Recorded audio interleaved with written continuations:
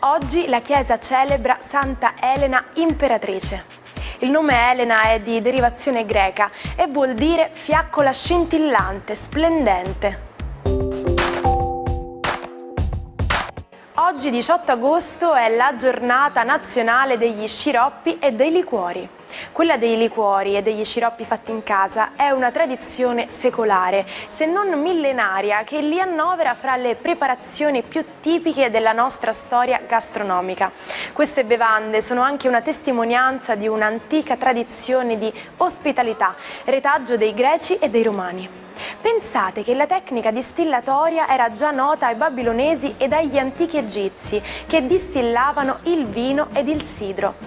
Essa fu conosciuta dai greci, che la usavano per ricavare acqua dolce dal mare, ma non per gli alcolici. La distillazione era patrimonio dei sacerdoti e di pochi adepti in Egitto durante l'epoca ellenistica romana e venne trasmessa agli arabi.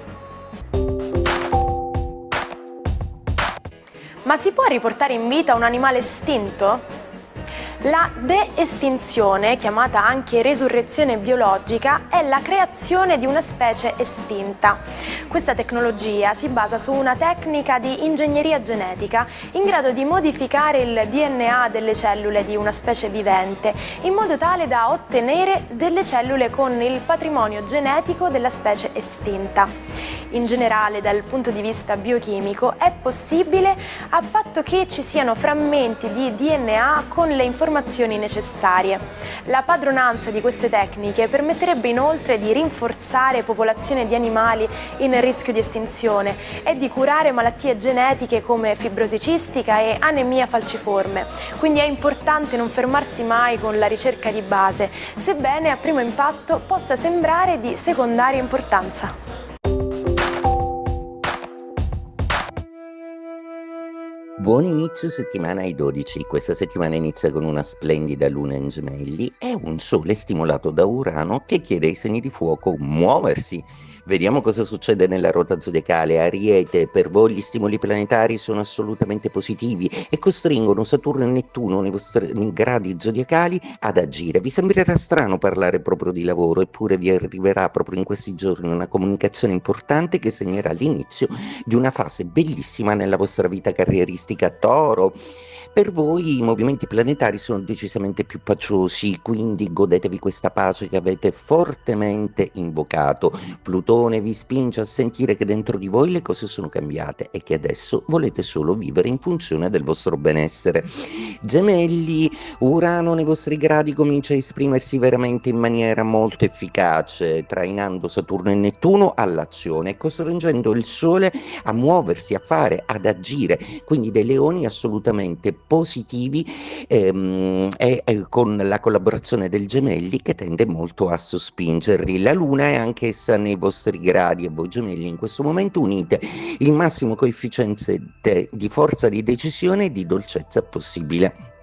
Cancro, la Luna è nel segno precedente al vostro, quindi oggi siete particolarmente emotivi e quel Giove e quella Venere congiunti nei vostri gradi che non si collegano a tutto il resto dello zodiaco vi fanno solo desiderare che la vostra calma possa non essere contaminata dalle esigenze che invece stanno inevitabilmente per arrivare.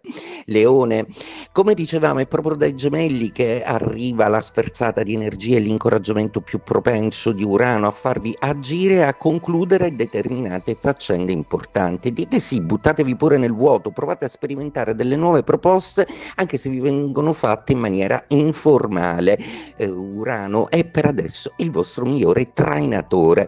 Mercurio invece ancora nei vostri gradi subisce un po' i dubbi di Plutone, ma si collega a Saturno, a Nettuno e a Marte, costringendovi a valutare che sarà razionale prendere immediatamente delle decisioni importanti o dei contatti di sviluppo. Vergine, mentre tutto il resto dello zodiaco si muove a velocità inconsulta, voi preferite stare abbastanza in santa pace. Solo la luna oggi vi tedia un po' con i suoi dubbi e le sue incertezze affettive, ma è un momento in cui Giove e Venere vi stanno facendo recuperare in amore coraggio, quindi non demordete e continuate. Nei sentimenti per voi è la strada sempre più complicata. Bilancia, la vostra natura zodiacale oggi subisce un Marte abbastanza veloce, stimolato bene da Mercurio e da Urano, che vogliono farvi switchare su determinate tematiche che ritenete siano più complicate di come le vedete. Invece basterà semplicemente agire e vedrete che tutto andrà bene. Scorpione, il cielo zodiacale oggi si muove ad una velocità notevole,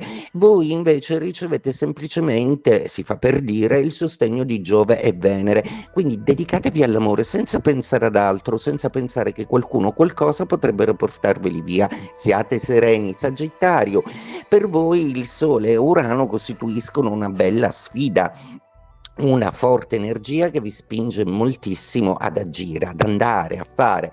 L'unico rischio è appunto la grande confusione dato il bombardamento di stimoli che avete. Il vostro pianeta è abbastanza in gioia e adesso vi consiglia di raccogliere un po' di input. Deciderete a fine estate, state calmi.